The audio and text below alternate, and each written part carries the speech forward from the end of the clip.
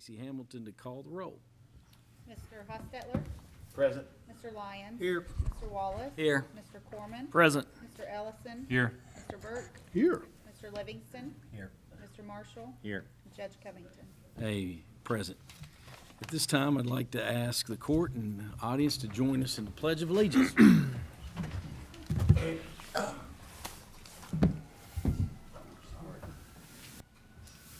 Allegiance to the flag of the United States of America and to the republic for which it stands, one nation, under God, indivisible, with liberty and justice for all. Move to number 4 on our agenda.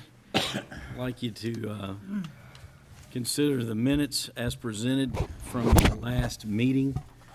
Are there any questions or discussion in regards to those minutes as presented? Motion to approve. Motion from Mr. Corman. Is there a second? I'll second. I have a second from Mr. Ellison. Any other questions or discussion? All those in favor? Any opposed? Motion passes. Next, number 5, I'd like you to consider the transfers in your packet as presented. Any questions in regards to those? Motion from Mr. Livingston, second from Mr. Wallace. Any other questions or discussion? All those in favor? Any opposed? Motion passes. Number 6, the bills and hand checks, KMCA, that was for Mr. Ellison for attendance or participation in that, and then just general 295. Any questions or comments in regards to that? Motion from Mr. Livingston, second from Mr. Lyons. Any other questions? All those in favor? Any opposed? Motion passes. This time, I'd like to ask Captain Porter to address the court in regards to Sheriff's Office surplus. All right. Thank you, Judge, members of the court.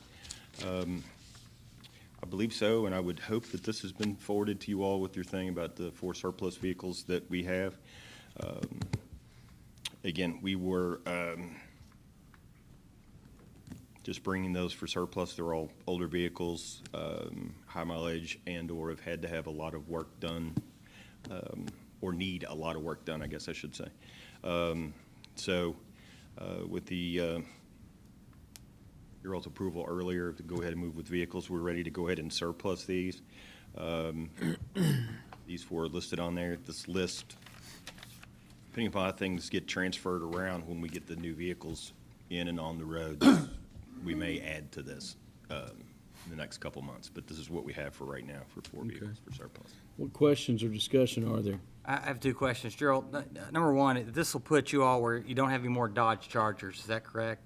No. Oh, okay, you'll We still have We some? still will have charges. These are actually, the 3 we have on here are actually the first ones that we ever bought, so in 2011. So they are starting to cycle through now, but we have we have bought charges as late as 2017, I think, maybe. Okay. So So they're still in the fleet. but this is, the first ones are now cycling out. And the second question is, what is the mechanism that you're going to use to auction these off? What's your route that you're going to, the method you're going to go about it? In the past, we've just added them into the surplus sale that the road department has generally sometime during the year. JR, do you have any comment to add to that? Well, with no more vehicles is what we're gonna have to surplus, we would probably be better off to, Wait. wait or have a sale bid or. So we'll navigate, communicate to Yeah. the court and let everybody know what we do in regards to that. Are any of them good enough for other agencies for any purposes? I don't think so on this group. Now, if you'll remember, and maybe you're not doing, but Mr. Ellison, but last year, the ones we surplus last year, I believe it was Lincoln County that Sheriff's Office had actually ended up taking most, if not all, of the ones we surplused last year. We basically just gave them to them. Okay. But I mean, we can kind of put that out there, but these four especially are in pretty bad shape, so. There's a website called govdeals.com where these folks auction off vehicles and interagency transfers and all kinds of stuff takes place. I mean, we use eBay. And Yeah, and we generally try to do that. We get to a point with different ones. We've had several counties, like out of Eastern Kentucky, come up, and we let them know when we have like a huge excess of uniforms, that kind of stuff. They'll come and we take care of them that way, that kind of stuff. So we usually do with the cars, but we'll see. We haven't heard from anybody yet this year. Any other questions or comments? Motion to approve. Motion to approve from Mr. Lyons. Is there a second? A second from Mr. Burke. Any other questions or discussion? All those in favor? Any opposed? Motion passes. Thank you, sir. Number 8, Mr. Rimley, how are you this evening? Good evening, Judge, Magistrates. Thank you for being here. Thank you. Just seeking approval for our education coordinator, Jonathan Osterman, to travel to Murfreesboro, Tennessee, May 17th through the 20th to attend an MS Educators Conference. Motion? Is there a second? I'll second. Second from Mr. Ellison. Any other questions or discussion? I'll just say he does a great job. I've been on several trainings with him. He does a great job. He's really easy to work with. Does a good job. All those in favor? Any opposed? Motion passes. Thank you. Number 9, Chief Fuller, how are you? Judge Governor, members of the court, we got a couple things. We've got a replacement firefighter for one of our lieutenants, Wally LeMaster, who left and took another job. This gentleman's name is Caleb Shulton. He's already certified EMT, and he'd be starting at $10.50 an hour. That's fits in our adopted frame. Anything else you'd like to comment in regards? And that, the only thing with that is, too, that will be contingent on his physical. He hadn't had that yet, but. Background check as well. And background check, yeah, his physical and background check. We need a motion to approve contingent upon those 2 items. Second. Motion was made by Mr. Lyons, second from Mr. Wallace. Any other questions? One. Yes, sir. Did you say he's a replacement, or he's replacing somebody? Yes. Where's that leave you on staffing levels? Right now, we're where we're supposed to be with this hire, but we've got a couple guys out just on some injury stuff, but right now, we're at our number. Also, I had approached the judge about applying for a grant. It's called the Here, Fire.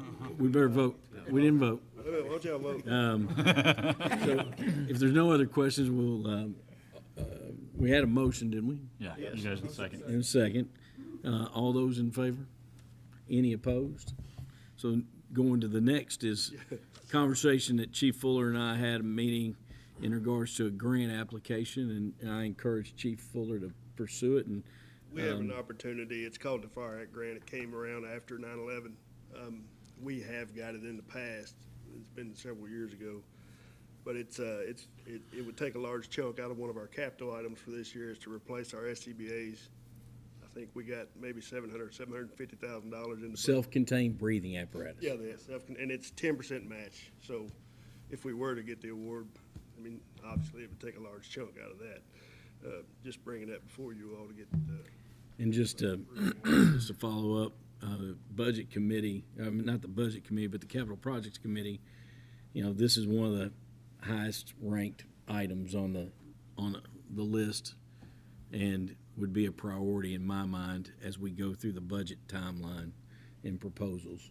So I just wanted to share that with you as well. Anything else you want to share, Chief? No, but the only thing I want everybody to remember the Battle of the Axes, the ball game Saturday night at 6. I think now that we've got Icy Hot and Ace Bandage on board as sponsors, we'll probably be all right. You got EMS on standby? I've been to all 3 practices, and I will say we got some shooters. We got no scorers, but we got Need some makers. So Do we need to, what questions does anyone have on the court in regards to the request to make the grant So application? is the grant, is it a specific amount that you're asking for, or could it be, you know, It could be, awarded. I mean, they give grants up to, you know, we got one time 19 years ago. you're asking, We're for just grant asking. is the application for the breathing apparatus Yes. specifically? Yeah, we got a $1 million grant the first time. This one would be less than that, and that was a long time ago. They give up to, I think, maybe 2 million at a time, but, And you've shared with me that when they score out the grant, that they look at interagency and interoperability was the buzzword, obviously, after 9/11. And anything that we can do that brings interoperability into the picture, and mentioning that, we did say that we would try to involve Stamping Ground in that part of the process. They respond with us. We have interchangeable equipment now, so, and their stuff's older as ours or older. And part of the grant cycle, or part of the big, moving forward in the grant says if your apparatus are more than 10 years old or 2 NFPA cycles old, which all of ours are, that's a big plus in hopefully helping you get the equipment. So we feel like including them only gives us a better chance to get the award. But when you apply, you'll put a number down, right? Yes. Yeah, so you're gonna shoot for that 750,000. It'll be probably 750, yeah, I don't know exactly how many SCBA Stamping Ground City has now, so that'd be something we'd have to find Yeah, out. So and, with Stamping Ground, if we were awarded this grant along with them, are they matching 10%, or are we gonna step in and help them? We haven't talked about, I mean, how that was gonna happen, so that would be up to the court. I mean, however you all thought. You know, obviously, I don't know if I don't know what their match would be, because I don't know how many SCBA they have, but you felt like it would enhance yeah, our application. I think it makes it a better application in the eyes of, you know, the people that are gonna review it. So if, Because again, it's interoperability, and that's the buzzword, and that's what, you know, and we do respond with them. So, And I was just, the reason I ask is I didn't know if you all had that conversation. I would just make the suggestion that it's gonna be 10%, and if it's 750,000, it's $75,000 that we go on ahead and help them out because of them helping us. would you like to make the motion? I'll make the motion. I'll second. A second from Mr. Ellison. Any other questions? What is the timeline on this? How long is the process? Well, it's a pretty long process. Grants gotta be in by the end of next month, but, they go through, if you all are familiar with federal grants, they go through an automatic or a computer scoring first, and if you don't get kicked out in that, then it goes through a peer review of at least, I think, once or twice. And then, so it could take, 6, 7 months before we find out whether or not we would get the money. You'll be able to operate with the equipment you've got until? Yeah, we're okay with what we got right now. And But- like I but said, my- everything's in working order. But kind of along the lines, my intent was to recommend this allocation in our budget, and we would wait to see if we were awarded or not before we move forward but that way, after July 1, we would have the flexibility of making that if the court decided to put that in the budget. Is this a grant that the city also does? They have applied for the fire grant, and I don't know when the last time you can apply for anything, trucks, whatever, it's a while. But I know they have applied, and I know they've been awarded the grant, but I don't know exactly for what or when the last time.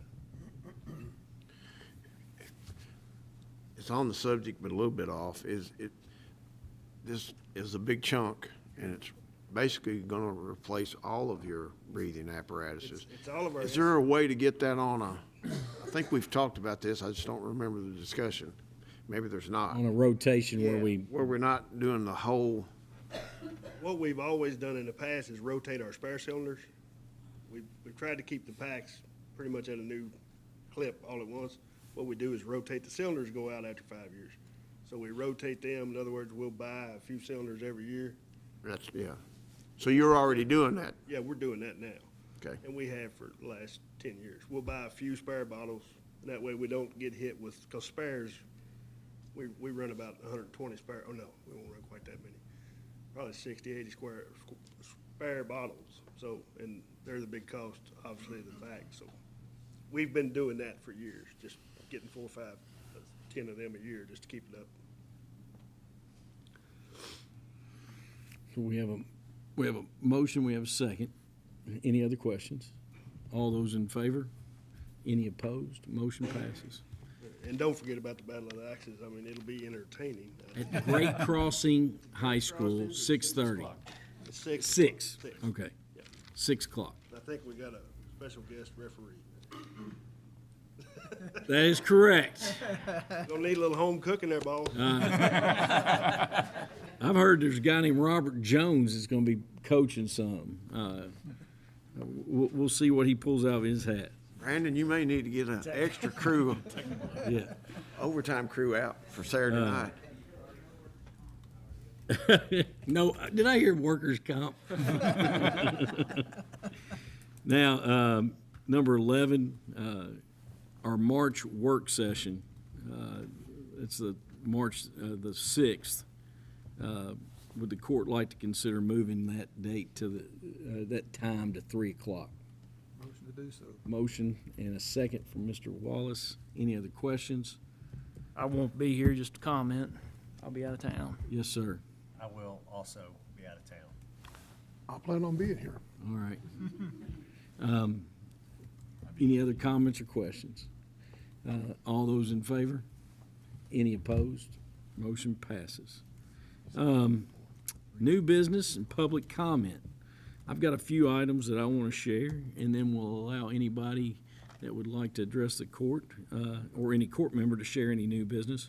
In your handout, I passed out is a budget timeline, just a proposal trying to add structure to what we're doing as we come down through April and trying to just to have everybody on one page about the process and where we're, the milestones of what we need to get done.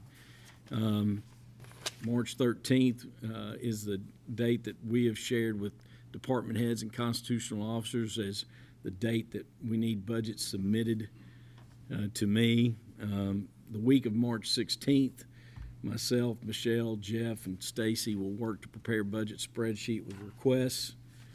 March 20th, budget committee is going to meet at 8:30 a.m. to 10:30 a.m. to review requests, make initial edits and allocation recommendations.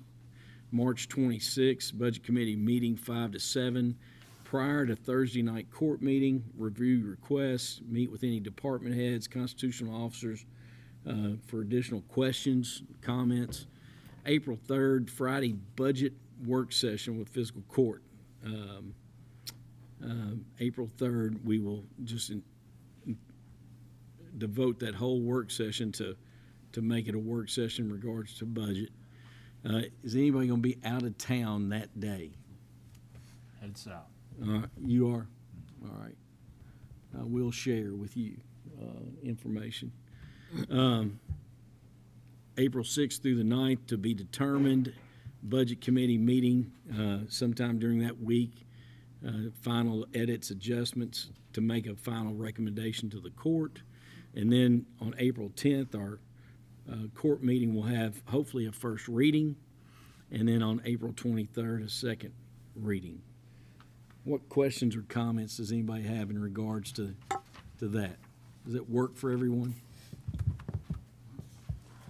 All right. Appreciate that. Next, an item that everyone's invited to attend, but I wanted to make sure everybody knew about it. I think Chad, Alvin, and David have been on this committee in the past, and at 4 o'clock on March the 3rd, there is a special called interlocal committee meeting with the city council and their interlocal group and ours, and shared the agenda there. Is there any items that you would like for me to request to add to that agenda? And they want to do that. What time? What's that? It's at 4 o'clock on March the 3rd. Any items? All right. Can you, since this says special called meeting on it, is that gonna be put in the paper, or I'll ask, I'll inquire in the morning. We need to, okay. I think, So I'm assuming I think that's, the number one requirement is it's posted on the door. And notify the paper. okay. So, When is it? if there's no other questions, we'll move on down. I've shared with you a planning commission vacancy that we have, and I've shared a couple names. I would like to be able to make the court have some recommendation on the 13th. If you all could continue to try to look at that. I've got a couple of names, but would like any other folks that you would like to recommend as well. Clock face and cupola. I shared an email with you on that. Campbellsville Industries has concerns about using and recycling the clock faces. I think if you opened up that picture, you could see some of the wear on the clock faces after they actually got them down. They're going to give me a price on that potential change order, and then we will share that with you all, and we'll go from there. I just wanted you to be aware of that potential. If we have to buy new clock faces, then we have those 4 clock faces that they took down, and my recommendation would be that we would surplus them. I think somebody would pay. It'd be interesting to see how much somebody would pay for one of those, because I think it's got some value to it, just to what it is, and I think that's the right thing to do. And then, How old those are? They're probably 92, I think, but I can't tell you 100%. I'll ask. I think George told me it was 93. 93. And then, after Campbellsville Industry completes their shop drawings and everything gets approved, the plan is for the old cupola to kind of be dismantled and disposed of. But I've had somebody ask, JR, did you have somebody that requested they wanted to take it and put it out in the field? And I almost think somebody might buy it. Yeah, you'd have to surplus it. No, yeah, that was my same thought. It takes you the money that it takes for you to dismantle it in a way. I mean, That was kind of included in the package, but it weighs about 5,000 pounds. Should we be making I a mean- deal on some clock faces while we're at it? Yeah. So, I'll keep you up to date on that, and You might get one of the clock faces for the museum. I might do that. I think that'd be wise. There was a one missing from one of them. I don't know if y'all noticed that in the paper. Well, you notice that Lady Justice up there, with the scales and the sword, Yeah, is also missing a blindfold. I didn't know that. Didn't notice that. clearly. She's got her eyes shut then. I would too. Yeah, that eye. On the 13th of March, I want to bring back, I'd ask you to review, and I'll send you an edited copy, but the 55-page cold weather shelter policy manual, and I want to bring that back and try to move in one direction on that, and that's something that I'd like you all to consider as well. On Monday morning at 8:30 a.m., I'm meeting with a representative from the Isaiah House. We've talked with the Shepherd's House and about possibility of working with them and working with folks that are battling with addiction and a day reporting program. Well, the Isaiah House has got a similar program, and Rick, that's in Willisburg, Kentucky. Yes, sir. But they wanted to meet, and we've talked and said that anybody's welcome to come on Monday morning at 8:30 a.m. For that. Broadband, just want to give you an update on the RFI from Bluegrass Area Development District. We had 7 respondents, and after reading the responses and talking with Bluegrass Ad today on a conference call. Our next step is we're setting up 2-hour interviews with those companies that have responded and trying to just narrow the field down and then get some ideas. The next step will be Bluegrass Ad doing an RFP.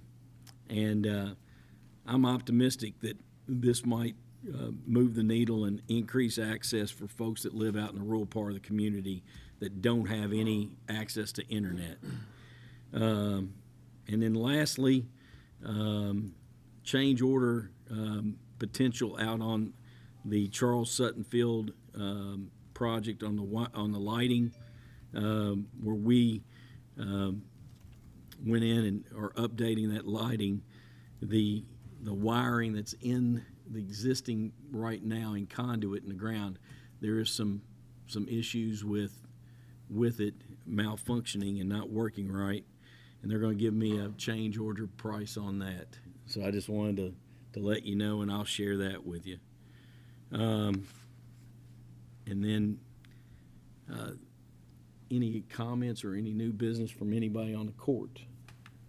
I have one announcement. Next Thursday, March the 5th, the Scott County FFA alumni is holding their annual chili supper at the Extension Office at 6 o'clock. A lot of good chili, both a live and silent auction with a lot of neat items. Come on out. March the 5th at 6 o'clock. 6 o'clock. All right, And what time is that? 6 o'clock. 6 o'clock. March County Extension. Yes. And then 6.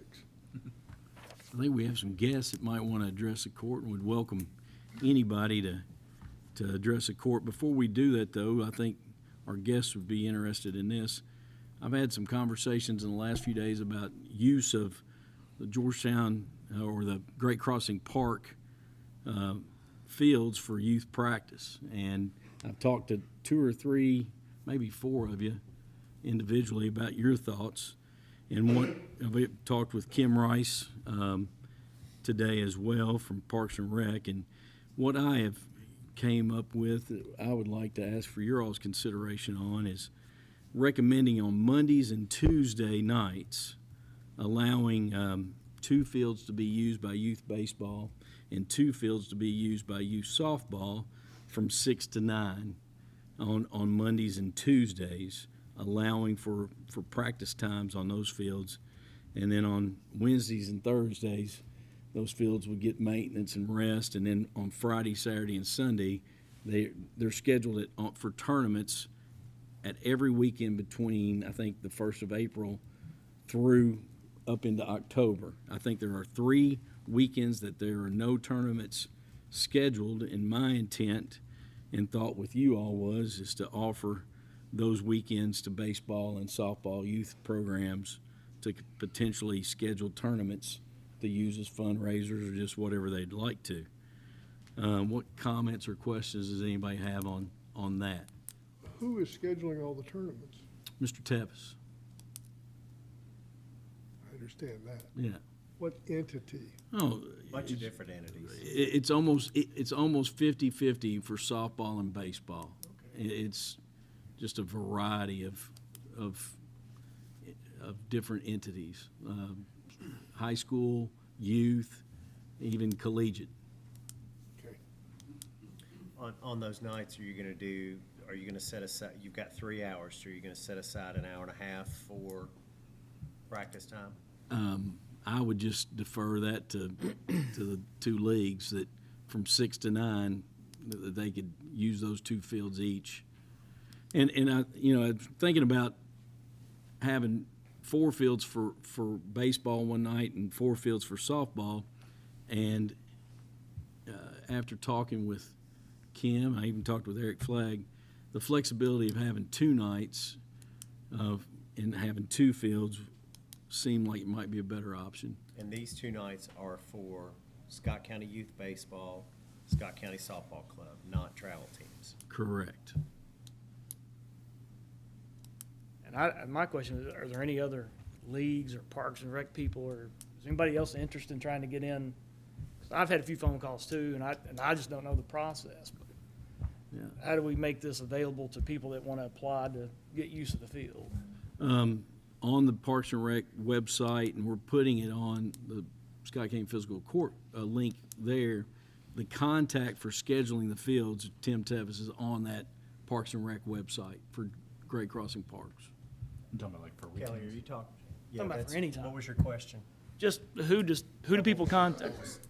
Oh. I was asking if he was talking about for weekends or for. Okay. just I'm normal talking about year practices, round, tournaments, anytime, anybody. His contact is on there, Okay. so. And I think it's important too, for this, is that we say weather permitting. The fields are less than a year old, and the grass is still, it's still squishy in spots, just because it's not, it just needs a little bit more time, I think. And we had the irrigation problem on one field that added and then just the amount of rain that we've had too. But yes, weather permitting would have to be, because. Because if the ground's soft, I mean, you obviously don't want. Yeah. Any other questions? Mr. Hostetler? Just some thoughts.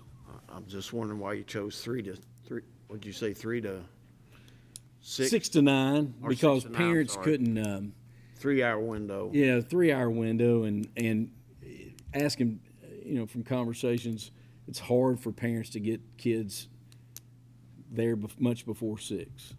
Well, I would think that would be up to the coaches and the parents, and, I mean, I don't know why you wouldn't give them a longer window, if they wanted it. I Well, mean, that's up to the coaches and the parents and that kind of thing. I asked the president of softball in conversation today, and I said, what about a recommendation of, I think I started 5 to 8, and he said 6 to 9 would be better. And Eric, you're welcome to make comment. Yeah. Get up there. Typically, that's how we do ours. We start from 6 to 7:20, and then from 7:30 to 9 o'clock is when we do our fields. We give that 10 minutes to get the other teams off and get the other ones on. So that's how our time rotates. Most of the time, we don't have people at 5:30 on our fields. Drew, you may be different, but on our side, we typically are 6 to 9. So And really, truthfully, I don't want to micromanage. I just was throwing out an equitable window, trying to keep everybody on the same page. And one of the things, David, that you were saying was about making sure weather-wise. When we schedule ours, we'll send out a notification that the fields are too wet and that they're closed. Right. So those fields that we'll have will be on that notification, so they're shut down. Okay.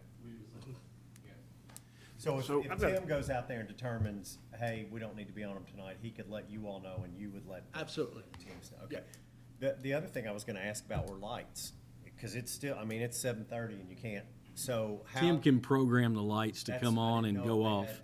had The time. only thing that I wanted to work with you all is to be able, one designated coach to latch the padlock and close the gate. Because the gate at the road will open when somebody approaches from the inside. If, we've got it scheduled to close when it gets dark. Right. I'm not sure exactly what time, but the gates to the actual, there's the 4-field cloverleaf. Uh-huh. I'd like to try to keep that secure, and we'd have a padlock on it, and just one of the coaches padlock it as they walk out. That's no problem. Drew would, We don't have a problem with that whatsoever. yeah. We can do that. And then there are the 2 hitting cages out there as well, so if, you can have a third team from Be each hitting it. side, because you got 2 hitting cages, to be able to use the hitting cages while the other teams Actually, there's 4. are there 4?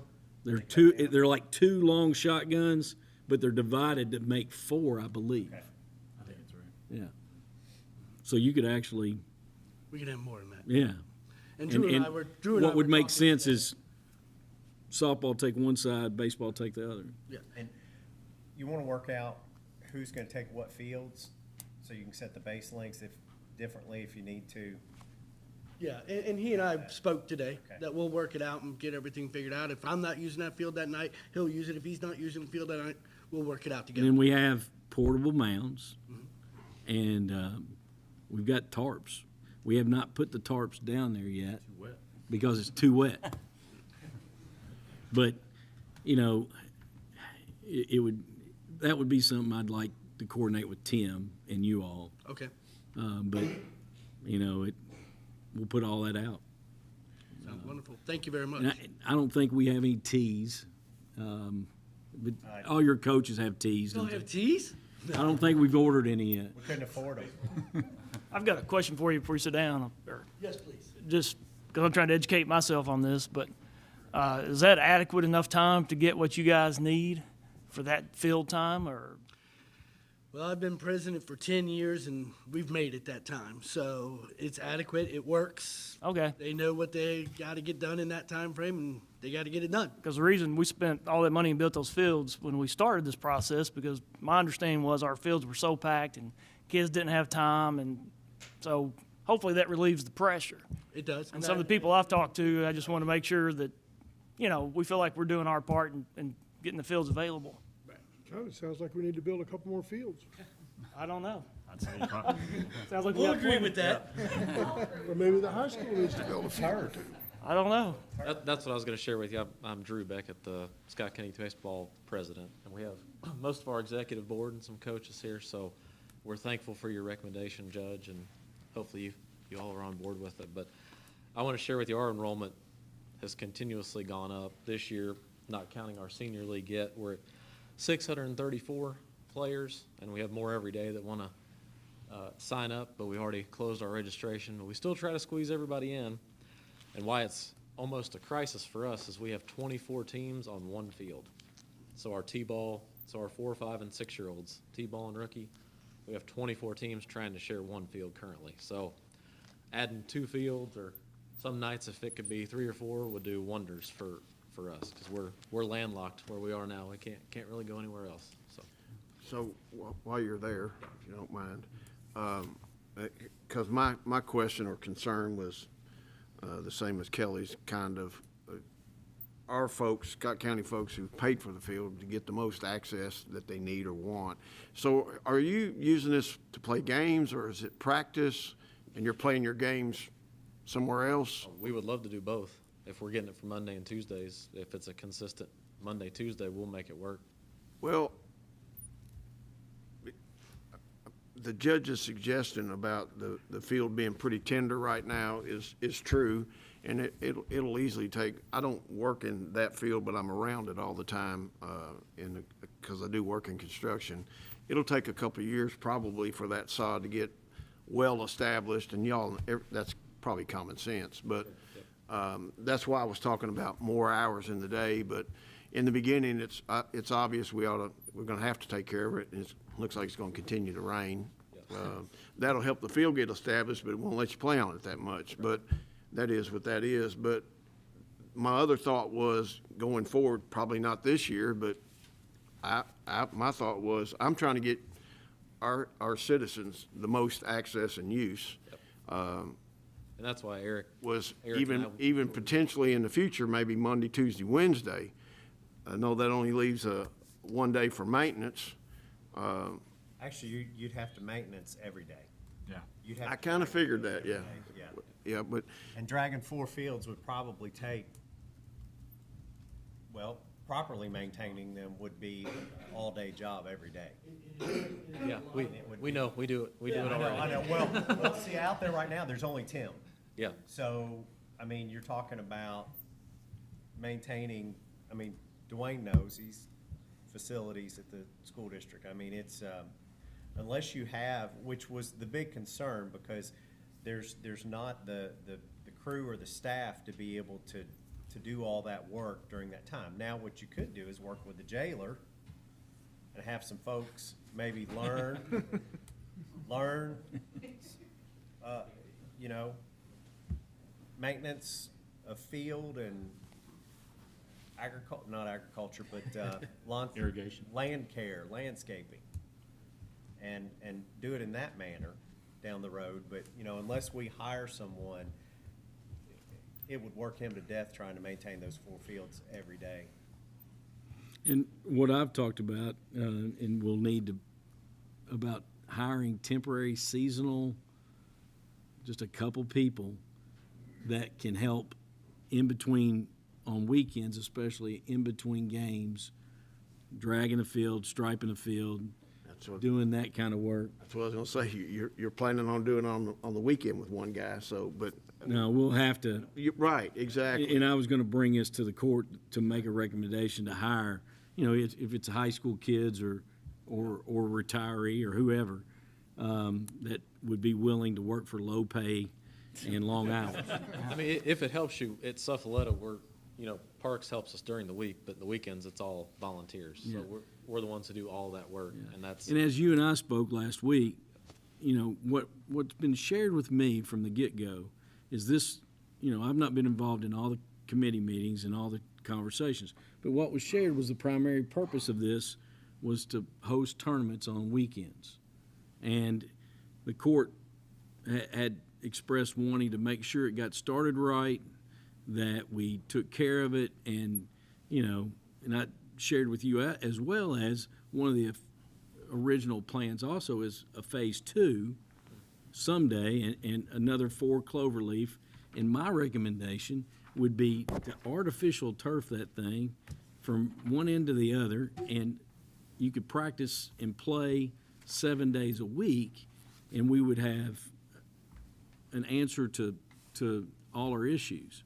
So that was part of our conversation, and after you and I spoke, as I told you, I would talk with some other staff and magistrates, and that's what's got us to today. I spent about 7 years at South Lexington, Cal Ripken. I was treasurer of the league for a year or so. And Don't hold that against you. Don't hold that against me. But I was When part they of had the. their financial problems? Yeah. They've been very strong. They were over at Great Cross. But, you know, I was on the field crew, and I've done everything. Coach pitcher, all those items. And I appreciate what you do because I know what you do. You get up about 6 a.m. on Saturday when everybody else is asleep and it's been raining, and you go spread field dry. And then you rake, and you go and do those things, and you do that for our kids and our community. So I appreciate that greatly.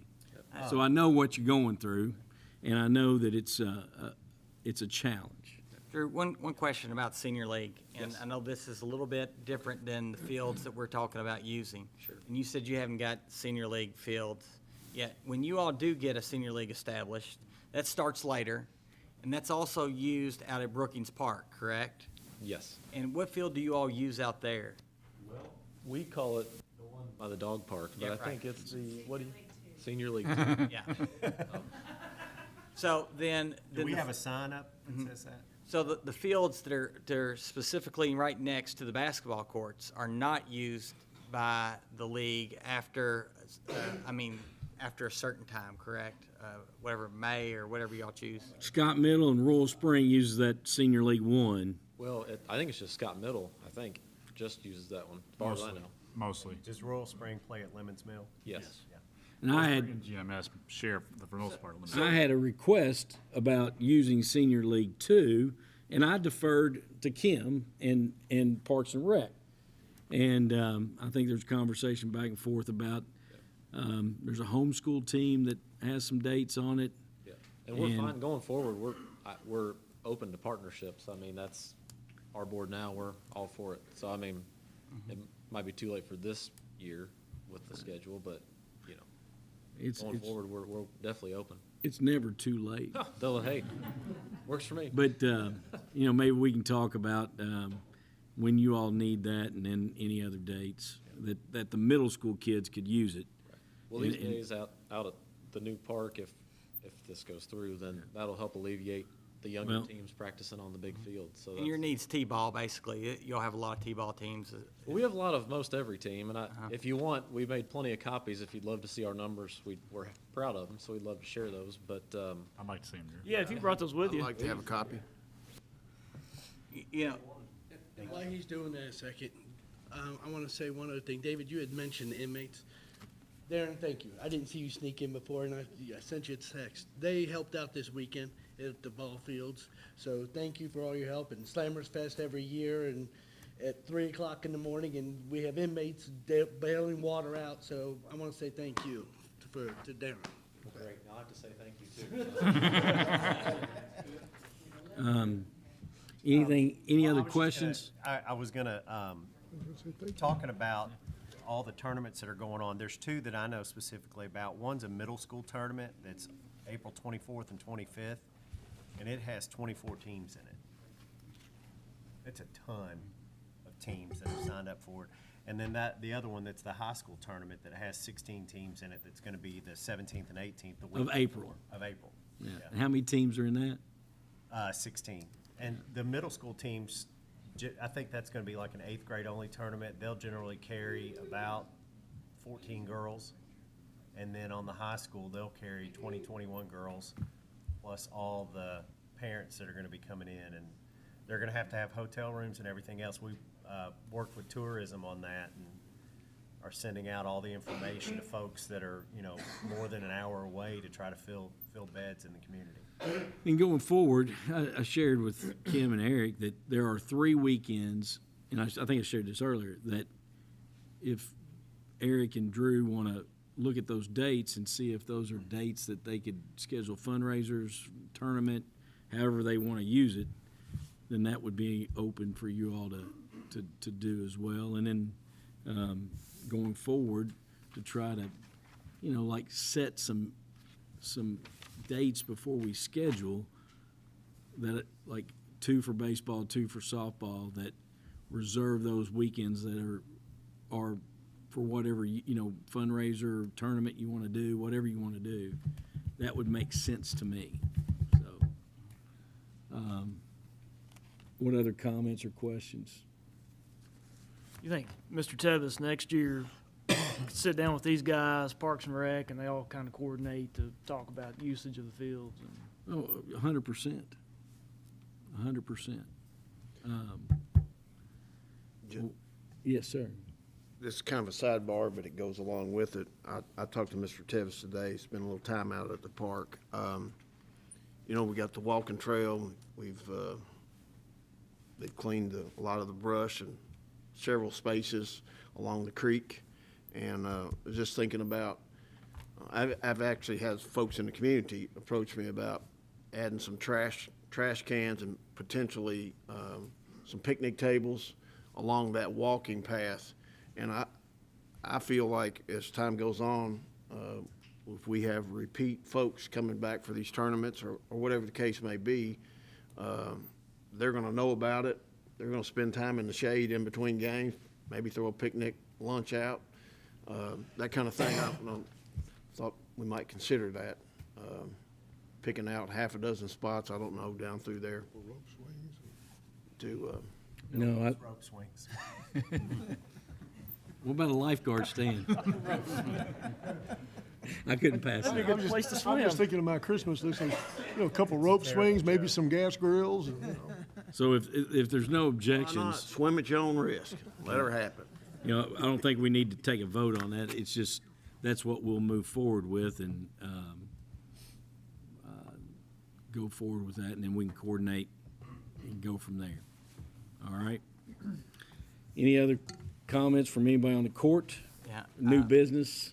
I want to recognize these 3 young people here.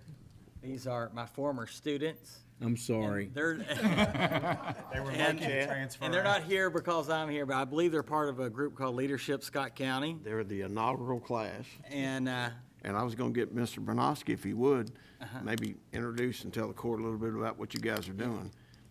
If you wouldn't mind, I hate to put you on the spot, but. But I did want to say while he's coming up that I'm proud of them.